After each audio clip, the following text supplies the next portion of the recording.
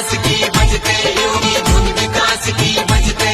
हमने देखा करतारपुर साहिब की राह खुलवाते, हमने देखा श्री राम लला का अद्भुत भवन बनाते। अद्भुत भवन बनाते, राम का अद्भुत भवन बनाते।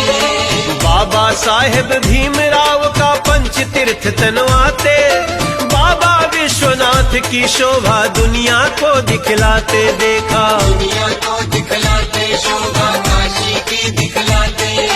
देखा सफाई कर्मी के खुद पाँव धो रहा राजा, पाँव धो रहा राजा, झुक के पाँव धो रहा राजा। एक वैज्ञानिक को गले लगाकर सिसक रो रहा राजा, खुद पे दोष ले रहा राजा। ऐसे सिसक रो रहा राजा।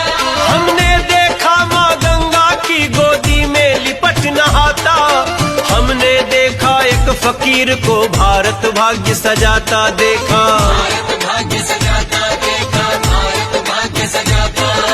भारत माँ के माथे से 370 दाग मिटाता। हमने देखा फ्री वैक्सीन की अमृत बूंद पिलाता। देखा अमृत बूंद पिलाता, देखा अमृत बूंद पिलाता।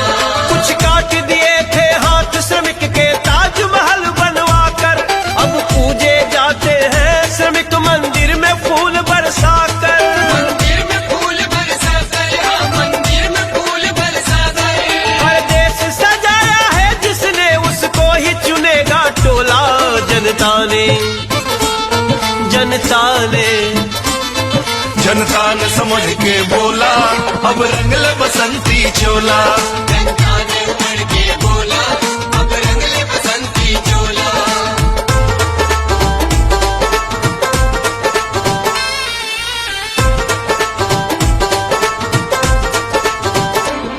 हमने देखा है एक एम्स से 22 एम्स बनाते, एक गरीब को 5 लाख तक फ्री इलाज करवाते। उज्ज्वला गिफ्ट कर माताओं को धुएं से मुक्त कराते। हमने देखा हर वर्ष अनाज की MSP बढ़ जाते। MSP बढ़ जाते। देखा किसान को धन पाते। हमने देखा है गांव गांव तक नल से जल पहुंचाते।